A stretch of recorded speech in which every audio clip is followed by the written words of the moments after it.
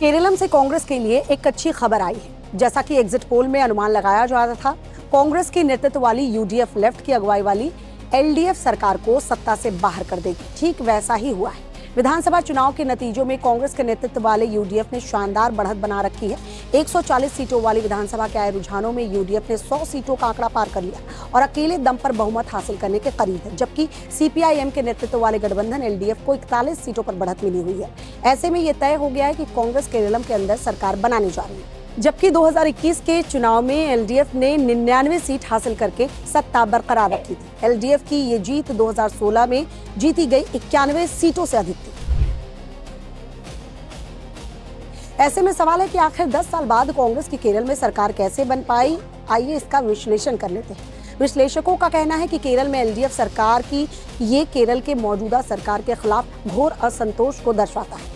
हालांकि एलडीएफ ने अपने 10 सालों के शासन में कई कल्याणकारी कार्य किए और बुनियादी ढांचों को बढ़ाने पर ध्यान केंद्रित किया, जिसमें NH 66 का चौड़ीकरण, पेंशन कल्याण राशि में वृद्धि और वायनाड पुनर्वास परियोजना को समय पर पूरा करना शामिल था। हालांकि चुनाव की घोषणा से पहले ही यूडीएफ ने भ्रष्टाचार को लेकर वाम दलों पर हमला बोला और जनता को ये भरोसा दिलाया सरकार भ्रष्टाचार में डूबी है। 2025 के स्थानीय निकाय चुनाव में यूडीएफ ने 6 नगर निगम में से 4 में जीत हासिल की और राज्य की 87 नगर पालिकाओं में से 54, 14 जिला पंचायतों में से 7, 152 ब्लॉक पंचायतों में से 79 और 941 ग्राम पंचायतों में से 505 जीत हासिल की। 2025 के स्थानीय निकाय चुनाव में गठबंधन के प्रभावशाली प्रदर्शन के बाद एलडीएफ और मुख्यमंत्री पिनरई विजयन के खिलाफ सत्ता विरोधी भावना ज्यादा प्रबल हुई और यूडीएफ को विधानसभा चुनाव में इसका लाभ मिला। यूडीएफ ने एलडीएफ समर्थित सरकार पर राज्य में सत्ता बरकरार रखने के लिए आरएसएस के साथ कथित समझौते का भी आरोप लगाया।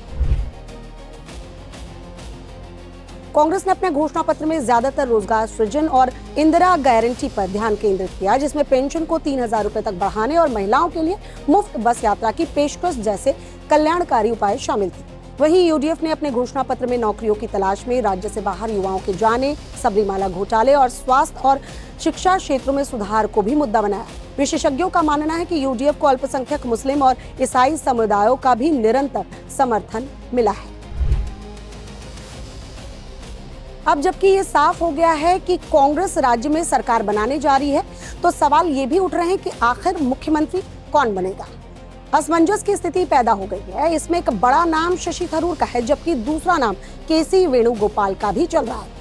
एक तीसरा नाम वीडी सतीशन का भी है। इस रेस में सबसे आगे केसी वेणुगोपाल चल रहे हैं। वो न केवल राहुल गांधी के राइट हैंड मैन हैं, बल्कि राष्ट्र स्तर पर पार्टी के स्तंभ माने जाते हैं। वहीं विपक्ष के नेता के तौर पर वीडी सतीशन ने पिनरई विजयन सरकार को सदन से सड़क तक घेरने में अहम भूमिका निभाई।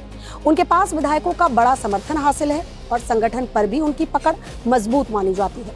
तिरुवनंतपुरम के सांसद शशि थरूर इस दौर में भले ही प्रत्यक्ष रूप से शामिल नहीं है, लेकिन उनकी पैनी नजर पूरे घटनाक्रम पर बनी हुई है। हालांकि हाईकमान के साथ अच्छे संबंध नहीं होने की वजह से वो इस रेस में पूरी तरह नहीं माने जा रहे, लेकिन उनके समर्थकों की भी संख्या केरल में कम नहीं है। ऐसे में समझा जा रहा है कि कांग्रेस के लिए असली चुनौती चुनाव जीतना नहीं, बल्कि जीत के बाद अपनों को संभालना है। केरल के सियासी गलियारों में अब सबसे बड़ा सवाल यही गूंज रहा है, क्या केरल में भी मध्य प्रदेश, राजस्थान या कर्नाटक जैसी गुटबाजी दोहराई जाएगी।